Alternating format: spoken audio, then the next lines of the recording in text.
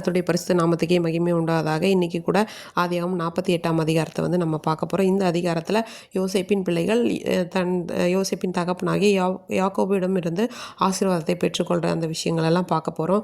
இப்போ வந்து என்னாச்சுன்னா, அவங்க அப்பாவுக்கு ரொம்ப முடியாமல் இருக்குது அப்படின்னு சொல்லி யோசேப்புக்கு சொல்கிறாங்க.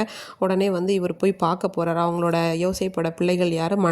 மனாசேயும் எப்ராயிமும் கூட்டிகிட்டு போய் பார்க்குறாங்க. அப்போ வந்து யோசேப் வந்திருக்கார் சொன்னோன்னே இஸ்ரவேல் என்ன பண்ணுறார்? யாக்கோபு எழும்பி உட்கார்றாரு. கட்டிலில் உட்கார்ந்துட்டு என்ன பண்ணுறாருனா, யாக்கோபு வந்து யோசேப்பை பார்த்து சொல்கிறார். அவருடைய பழைய நாட்களை எல்லாமே நினைவுக்குறார். சர்வ வல்லமை உள்ள தேவன் கானான் தேசத்தில் உள்ள லூஸ் என்னும் இடத்தில் எனக்கு தரிசனமாகி என்னை ஆசீர்வதித்து எனக்கு என்னை பழுகவும் பெருகவும் பண்ணுவேன், உனக்கு வந்து நித்திய சுதந்திரமாக சந்ததியை கொடுப்பேன் என்கிட்ட சொன்னார். அதே மாதிரி இந்த 2 பிள்ளைகளும் என்னுடைய பிள்ளைகள் அப்படிங்கிற மாதிரி சொல்கிறாங்க.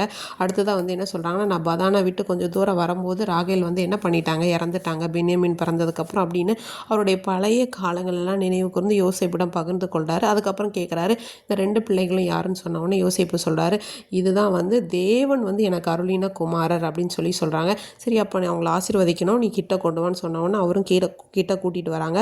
அதே மாதிரி இப்போ யோசேப்பை பார்த்து இஸ்ரவேல் சொல்கிறார், நான் அவன் முகத்தை பார்க்குவேன்னு கூட நான் நினச்சே பார்க்கல, ஆனால் அவங்க சந்ததியை பார்க்கும்படி தேவன் எனக்கு அருள் செய்தார் அப்படின்னு சொன்னவொடனே அவங்கள குனிந்து வணங்குறாங்க. அதுக்கப்புறம் என்ன பண்ணாருன்னா 2 பேரையும் கிட்ட கொண்டு வந்து நிற்க வைக்கிறாரு. அப்போ என்ன பண்ணுறாருன்னா, இஸ்ரவேல் நம்முடைய யாக்கோபு என்ன பண்ணுறாருன்னா, அவருக்கு தெரிஞ்சே வலது கையை நீட்டி இளையவனாகி எப்ராயிமுடைய தலையில் வைக்கிறாரு, இடது கையை வந்து மனாசேயனுடைய தலையில் வந்து வைக்கிறாரு.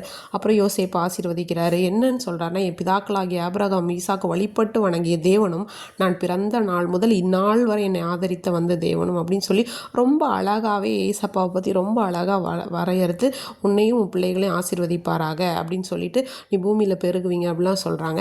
இப்போ என்னென்னா, யோசேப்புக்கு வந்து அவருடைய வலது கையை நம்முடைய இளைவனாகிய தலையில் வச்சுருக்குது இவருக்கு பிரியமில்லை, இவர் மாற்றி வைக்க போகிறாரு. அப்போ இஸ்ரவேல் சொல்கிறாரு, இல்லை எனக்கு தெரிஞ்சே தான் வச்சுருக்கேன், இவனும் ஒரு ஜனக்கூட்டமாவான், ஆனால் இவன் தம்பி இவனிலும் பெருகுவான் அப்படின்னு சொல்லி ஆசீர்வதிக்கிறாங்க.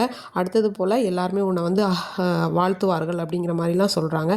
அடுத்து இஸ்ரவேல் வந்து யோசேப்பை பார்த்து சொல்கிறார், நான் மரணமடைய போகிறேன், நான் வந்து இப்போ என்னோட பிதாக்களோட போகிறேன், தேவன் வந்து உங்க கூட தான் இருப்பார், உங்கள் பிதாக்களுடைய தேசத்துக்கு உங்களை திரும்பவும் போக பண்ணுவார், நான் சம்பாரித்த எல்லாத்துலேயும் உனக்கு ஒரு பங்கு வந்து அதிகமான நிலத்தை வந்து நான் கொடுத்துருக்கேன் அப்படின்னு சொல்லிட்டு இந்த அதிகாரத்தை முடிக்கிறாங்க. இந்த அதிகாரத்தில் ஒவ்வொரு பகுதியிலையும் சரி, நம்மளுடைய யாக்கோபாகிய இஸ்ரவேல் வந்து அவர் வந்து அவருடைய கடந்த காலத்தை நினைவு கூற அந்த தொடங்கினது கூட தேவன் என்னை சந்தித்த தருணம் அப்படிங்கிறதையும், அடுத்து வந்து இவங்க பிள்ளைகள் ஆசீர்வதிக்கும் போதும் கூட பார்த்தீங்கன்னா, நான் பிறந்த நாள் முதல் இந்நாள் வரை ஆதரித்து வந்த தேவன் சொல்கிறாங்க.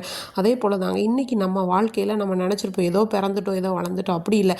நம்ம பிறந்த நாள் முதல் இந்த நொடி வர கண்மணி போல் நம்மளை பாதுகாத்து நமக்கு வேண்டிய எல்லா ஆசீர்வாதங்களால் நிரப்ப அவர் ஒருவரே வல்லவராக இருக்கிறார்.